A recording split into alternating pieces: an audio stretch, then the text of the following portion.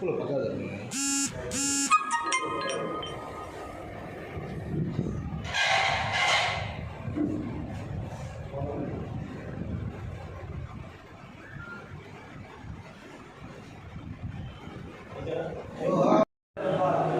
కుటుంబ పరిస్థితులను బట్టి సూసైడ్ చేసుకునే విషయం అందరికీ కూడా తెలిసిందే.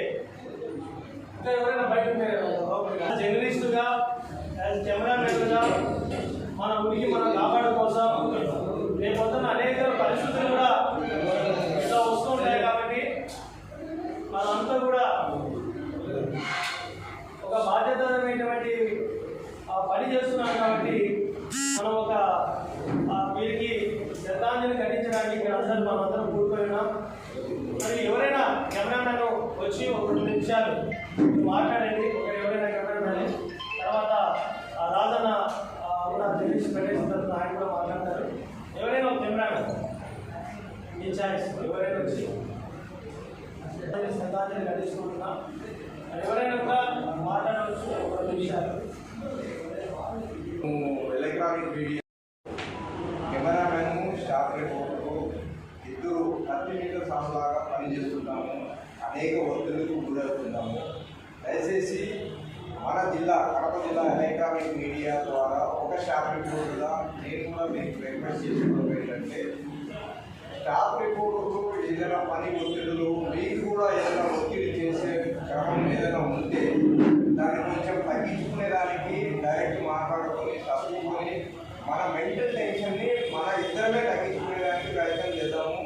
మన ఇద్దరం ఒత్తిడికి లోనయ్యి ఈ విధంగా గత అనంతపురం కెమెరామెన్ కావచ్చు, తెలంగాణ కెమెరామెన్ కావచ్చు, వాళ్ళు ఒత్తిడికి లోనయ్యి చనిపోయినట్లయితే తెలుస్తుందంటే దయచేసి కెమెరామెన్ కావచ్చు, స్టాఫ్ రిపోర్టర్ కావచ్చు అందరూ భార్యాభర్తలాగా కలిసిమెలిసి వెళ్ళి ఒత్తిళ్లను తగ్గించే విధంగా ప్రయత్నం చేసే విధంగా ముందుకు వెళ్ళాలని నేనైతే కోరుకుంటున్నాను.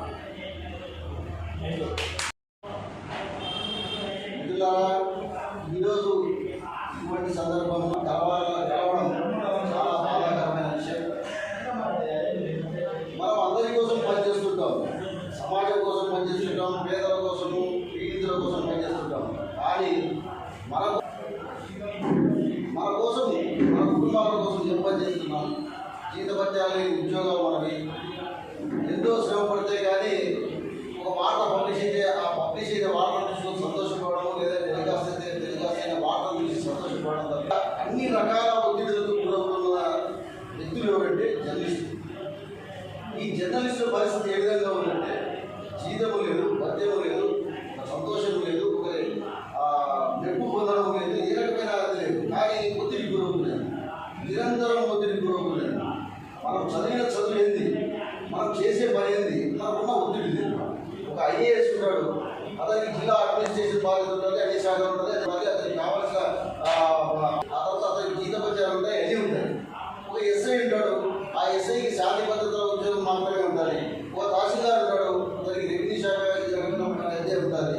ఇంకొక పంచాయతీరాజ్ ఉద్యోగం ఉంటాడు, ఇంకొక ఎలక్ట్రికల్ ఉద్యోగం ఉంటాడు. వాళ్ళ శాఖలకు సంబంధించిన ఉద్యోగాలు ఉంటాయి. కేవలం ఏదో ఒక డిగ్రీలో పీజీలో చేసిన ఒక జర్నలిస్టు ఇన్ని శాఖలను చూసే ఒక పెద్ద ఉద్యోగం, కానీ జీతం లేదు ఉద్యోగం. అన్ని శాఖలు చూడాలా, అన్ని శాఖలకు సంబంధించిన వార్తలు ఇవ్వాలా, ఆ వార్తలు ఇచ్చిన తర్వాత ఎదురయ్యే సమస్యలను ఫేస్ చేయాలా, రాజకీయంగా ఇబ్బందులు ఎదుర్కోవాలా, రౌడీల నుంచి ఇబ్బందులు ఎదుర్కోవాలా, పోలీసుల నుంచి ఇబ్బందులు ఎదుర్కోవాలా, ఏదైనా లీగల్గా ఏదైనా సమస్య వస్తే ఆ సమస్య నుంచి ఎదుర్కోవాలా. ఇన్ని సమస్యలు ఒత్తిడిని ఎదుర్కొంటున్న జర్నలిస్టు, ఇన్ని ఒత్తిడిలో ఇన్ని సమస్యలు ఎదుర్కొంటున్న జర్నలిస్టులు ఆ ఒత్తిడిని తట్టుకోలేక మధ్యాంతరంగా తనను చాలించే పరిస్థితి, దౌర్భాగ్యం ఏర్పడింది. కానీ ఎవరైనా ఒక్కరైనా సానుభూతి చూపించే వాళ్ళ ద్వారా మీరు వార్తలు రాస్తే, మీరు వార్తలు చూపిస్తే అందరూ పొగిడే వాళ్ళే, అందరూ వాళ్ళ గురించి గొప్పగా చెప్పుకుంటూ మీరు అప్పుడేమో తాత్కాలికంగా ఒక భుజం మీద చేసి ఒక మాట మాట్లాడేవారు. కానీ ఎవరైనా చనిపోతే కానీ, ఎవరైనా ఈ కష్టాలు ఉంటే ఎవరైనా ఆదుకునే వాళ్ళు ఉన్నారు, ఎవ్వరూ లేరు. జర్నలిస్ట్ సంఘాలు ఏదైనా కొంతసేపు కొంతవరకు చేసేవాళ్ళే, కానీ వాళ్ళు కూడా చేయలేని పరిస్థితి. రాబోయే రోజుల్లో తీవ్రమైన ఒత్తిడి, విపరీతమైన వేగము, సమాచార వ్యవస్థలో వచ్చిన మార్పుల కారణంగా విపరీతమైన ఒత్తిడికి గురి కావాల్సిన పని వస్తుంది జర్నలిస్ట్. నాకు తెలిసి గత 2-3 సంవత్సరాల్లో నాకు ఆత్మీయులైన ఎంతోమంది అలాగే వివిధ కారణాలతో ఆత్మహత్యలు చేసుకుని చనిపోయారు. వాళ్ళందరి పరిస్థితులు వాళ్ళ కుటుంబ నేపథ్యం చూస్తే చాలా దయనీయంగా ఉంటుంది, కళ్ళకు నీళ్ళు వస్తాయి. యోగి అనే జర్నలిస్టు నిన్న తెలంగాణలో ఒక ఇంటి పట్టా ఇవ్వలేదనే కారణంతో ఆర్థిక సమస్యలతో ఆ తర్వాత తన బిడ్డ చిన్నారి తనకు పుట్టిన ఒక చిన్న పాపను ఊరేసి తనను ఊరేసుకున్న సంఘటనను మీకు ఆ విషయం తెలిస్తే ముందే చెరువైతుంది, కళ్ళకు నీళ్ళు. అదే పాటు శేఖర్ నాకు చాలా ఆత్మీయ మిత్రుడు, చాలా కాలంగా నాకు పరిచయం. ఆ అబ్బాయి కూడా చనిపోయాడు. అంతకుముందు తాడిపత్రిలో నూరు మహమ్మద్ అని అతను చనిపోయాడు. వీళ్ళందరూ కూడా గుండెపోటుతో చనిపోతున్నారు, లేదంటే మిగతా ఆర్థిక సమస్యలు ఇతర ఒత్తిళ్లతో చనిపోతున్నారు, లేదంటే ఆత్మహత్య చేసుకుంటున్నారు. ఈ పరిస్థితులకు ఎవరు బాధ్యులు? ఎవరు బాధ్యులు కాదు. కొంత సపోర్ట్ చేస్తాయి, కొంత పట్టించుకోగల విధంగా ఉంటాయి. రాజకీయ నాయకులు అలాగే ఉంటారు. ఢిల్లీ సంఘాలు ఎంతసేపు కూడా అందరి కోసం ఇళ్ల పట్టాలు కావాలి, కోటి కావాలని ప్రయత్నం చేస్తారు. కానీ ప్రభుత్వాలు స్పందించినప్పుడు ఢిల్లీ సంఘాలు కూడా ఏం చేయదు. నిర్బంధమైన పరిస్థితి, ఒక నిరంకుశమైన పాలనలో జర్నలిస్టు కూడా తమకున్న స్తోమతను, తమకున్న స్థాయిని మరిచి ఎంత తీవ్ర స్థాయిలో పోరాడినా కూడా వారికి మిగిలేని చివరికి ఒత్తిడి, ఇలాంటి అకారణ మరణాలే.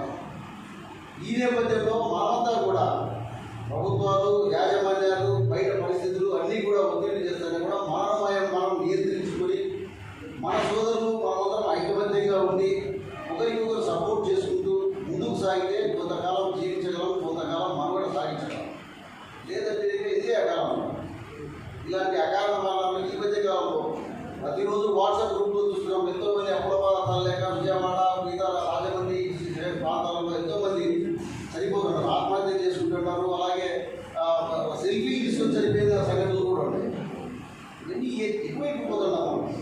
అందరి కోసం పనిచేస్తూ మన కోసం మనం ఆలోచించలేకపోతున్నాం. ఒక బాధితుడికి ఏదైనా సాయం కావాలన్నా మనమే రాయాలి, ఒకటి ఎవరైనా దాడి చేసినా వారికి మనమే రాయాలి, మనమే చూడాలి, మనమే ప్రత్యేకంగా పోయి పోలీస్ స్టేషన్లో మనమే కంప్లైంట్ ఇప్పించాలి, మనమే సపోర్ట్ చేయాలి. కానీ మనం సపోర్ట్ చేసేవాళ్ళు ఎవరు? మీరు పోతే, మనం పోతే మన కుటుంబాలకు ఎవరు ఎవరు కోరుకుంటారు, ఎవరు సపోర్ట్ చేస్తారు, ఎవరు ఆత్మహత్య చేస్తారు? ఇదే మధుసూదన్ రెడ్డి కరోనాలో చనిపోతే అతను ఒక స్టాఫ్ రిపోర్టర్గా ఉన్నాడు. అతను మాకు ఇక్కడ జర్నలిస్ట్ సంఘాలు, కరోనా సమయంలో జర్నలిస్టు నాయకులు అందరూ బాగా మిగతా జర్నలిస్టు గారికి సపోర్ట్ చేశారు. అందరూ ఎంత పర్వాలి. చనిపోయిన తర్వాత మధుసూదన్ రెడ్డి కుటుంబం ఏ విధంగా ఉంది? ఎవరో పెట్టారు. గోపవరంలో ఒక రిపోర్టర్ చనిపోయాడు, ఆ ఒత్తిడి పెట్టుకోలేక గత 3 ఏళ్ళగా. ఎవరు? ఈ నేపథ్యంలో మనం తెలుసుకోవాల్సింది ఏంటంటే మనం నియంత్రించుకోవడం, మనం సమన్వయం చేసుకోవడం, మనం ఐకమత్యంగా ఉండడం. తీవ్రమైన సమస్య వచ్చినప్పుడు నలుగురిని కలుపుకొని ఆ సమస్యను ఛేదించడం మనకి కార్యక్రమాలు చేయాల్సిందే. కానీ మనకు వేరే వాళ్ళు ఎవరు, రాజకీయ నాయకులు, ప్రభుత్వాలు ఎవరు సపోర్ట్ వారు, ఎవరు సహాయం చేయాలి. వాళ్ళు చేసినా కూడా అది కేవలం దూరంగా మాట్లాడాలి. ఇవన్నీ తెలుసుకొని దేశాలకు పోకుండా అందరూ ఐకమత్యంగా ఉండి ఇలాంటి ఒత్తిడిని ఎదుర్కొని సాటి జర్నలిస్టు కుటుంబాలకు, చనిపోయే కుటుంబాలకు కొంత సహాయపడుతూ మనం ముందుకు సాగాలని నేను ఆకాంక్షిస్తున్నా. ఇది నేను ఈరోజు చెప్పాల్సిందంటే మీరెవరు కూడా ఒత్తిడికి లోను కావాలంటే, ఒత్తిడికి లోనైనా కూడా చాకచక్యంగా ఒత్తిడి నియంత్రించుకుంటూ తప్పించుకునేందుకు ప్రయత్నం చేయాలని తెలియజేస్తున్నాను. ఈరోజు చాలా చెప్తున్నాం. ఎందుకంటే నాతో పనిచేస్తున్నటువంటి ఇద్దరు చాలా మంది వచ్చింది విషయం మనందరూ కూడా పత్రికల్లో ఛానల్ చూసి చాలా బాధపడినటువంటి విషయం. వాళ్ళు చెప్పినట్టుగా ప్రధానంగా ఒత్తిడి గురి కావడం వల్లే పెళ్లి జరుగుతూ ఉన్నాయి. ఒత్తిడి గురి కాకుండా ఉద్యోగం చేయలేని పరిస్థితి ఉంది. ఎందుకంటే యాజమాన్యాలు ఏం చెప్తే చేయాలి, వాళ్ళు పరిగెత్తాలి. కానీ జీతభత్యాలు లేని ఉద్యోగాలు చేసేటువంటి మనం ఈ ఒత్తిడిని అధిగమించాలంటే మనం తప్పనిసరిగా మన లక్ష్యంతో పాటు అదనంగా ఏదో పద్ధతుల్లో మన కుటుంబాన్ని మనం నడుపుకునేటువంటి పద్ధతుల్లో ఏదో ఒక రకంగా మనం చేసుకుంటే తప్ప ఒక్క మీడియా మీదే ఆధారపడితే మనం దాని గురించి బయటపడి మన పిల్లలు మనము బాగా మంచిగా ఒక రకమైనటువంటి జీవితాన్ని గడపగలిగే పరిస్థితి మనకు రాదు. మనమైతే మొదటగా చాలా సంవత్సరాల నుంచి ప్రెస్ కౌన్సిల్ ఆఫ్ ఇండియాలో ఇండియన్ జర్నలిస్ట్ యూనియన్ కానీ, ఎంపీయూడబ్ల్యూజే కానీ చాలా సంవత్సరాలుగా ప్రెస్ కౌన్సిల్ మెంబర్లు అందరితో కూడా మీడియాలో పనిచేసేటువంటి ప్రింట్ మీడియా కావచ్చు, ఎలక్ట్రానిక్ మీడియా కావచ్చు,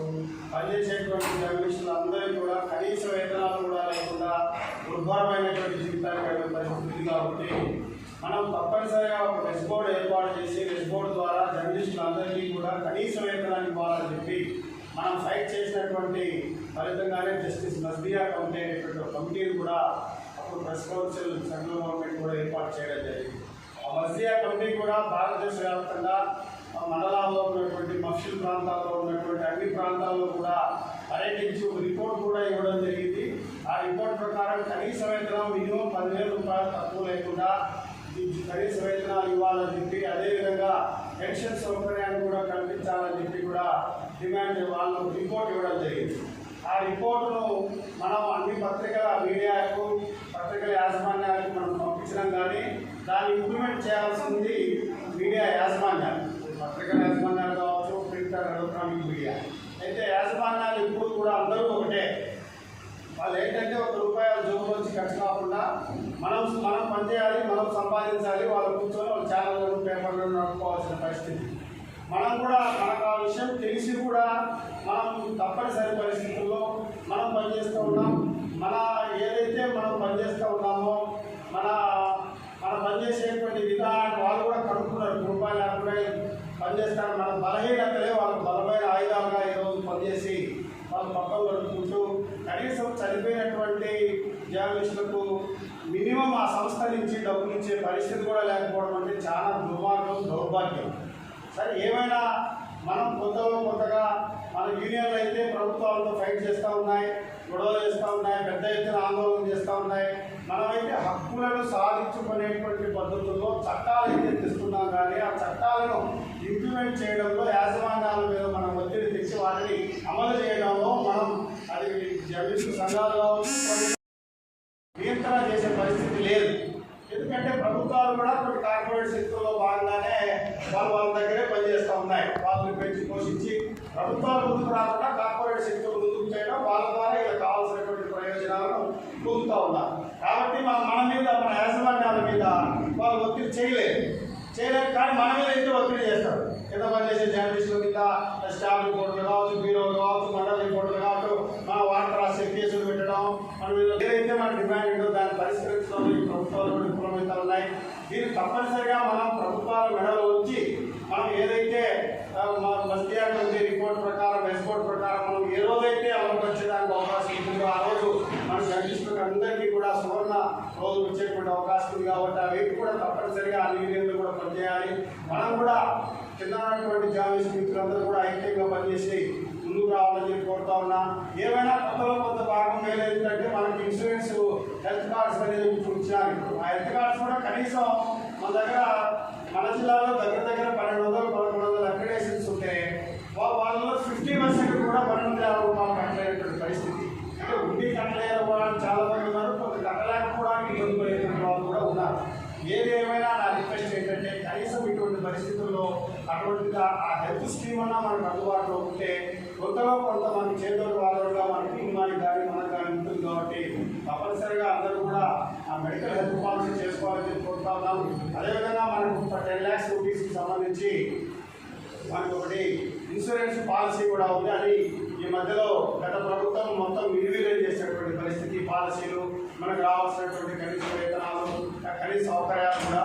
సో ఈ ప్రభుత్వం తప్పనిసరిగా ఇన్సూరెన్స్ పాలసీని కూడా ఇంప్లిమెంట్ చేస్తామని పుట్టుకోవాల్సినటువంటి కమిషనర్కు మన యూనియన్ ప్రతినిధి బృందం పోయినప్పుడు హామీ ఇవ్వడం జరిగింది. దానికి సంబంధించినటువంటి ఫైల్ కూడా ఫైనాన్స్ పెట్టడం జరిగింది. అది తొందరగా కూడా వస్తుంది. అడిగినా వస్తే మనం ₹190 డబ్బులు పెడితే ₹10,00,000 మనకు ఇన్సూరెన్స్ వస్తుంది. మనం ఏదైనా రకాలైన యాక్సిడెంట్ రూపంలోనూ ఇట్లా ఏదైనా చనిపోతే ₹10,00,000 మన కుటుంబానికి కొంత ఆసరాగా ఉంటుంది. కాబట్టి అది తెచ్చడానికి కూడా మా వైపు నుంచి కూడా గట్టిగా ప్రయత్నం చేస్తూ ఉన్నాం. తప్పనిసరిగా దాన్ని తీసుకొని వచ్చి మనందరికీ కూడా ఇంప్లిమెంట్ చేసేటువంటి పరిస్థితిలో ముందుకు తీసుకొస్తామని తెలియజేస్తూ ఉన్నాం. ఈ పథకాలన్నిటికీ రావడానికి ఏకైక మార్గం ఏంటంటే మనకు అక్రిడేషనే. కాబట్టి అక్రిడేషన్తో ప్రతిదీ ఈ రాష్ట్ర ప్రభుత్వాలు ముందు పెట్టినటువంటి సందర్భంలో అక్రిడేషన్స్ కూడా గతంలో ఏ రకంగా మండల స్థాయిలో ఉన్నటువంటి వాళ్ళకి అందరికీ ఇచ్చారో అదే రకంగా ఇప్పుడు పాత పత్రికలను అక్రిడేషన్స్ ఇవ్వాలని చెప్పి మనం కోరడం జరిగింది.